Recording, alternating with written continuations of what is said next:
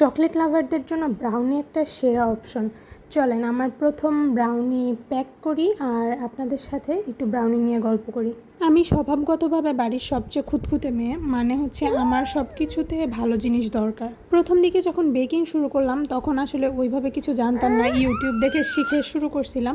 তো সবচেয়ে এন্ট্রি লেভেলের যেসব জিনিস বা ক্রিম থাকে এগুলো দিয়ে আমি প্রথমে কেক বানানো শুরু করছিলাম।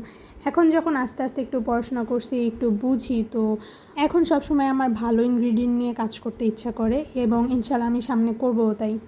ব্রাউনির ক্ষেত্রে সব ইনগ্রিডিয়েন্টস একদম টপ নচ ব্যবহার করা হয়েছে। এখানে চকলেটের সাথে মানে কম্পাউন্ড চকলেটের সাথে কোভারচার চকলেট ইউজ করা হয়েছে, যার কারণে এটার স্মেল এত সুন্দর আর এটার টেস্ট এত ইয়ামি হয়। আর ব্রাউনিটা সাধারণত আমরা নর্মালি যে স্পঞ্জ কেকের খেয়ে থাকি সবসময় এরকম হয় না, এটা অনেক ভারী হয়, একটু ময়েস্ট টাইপের হয়।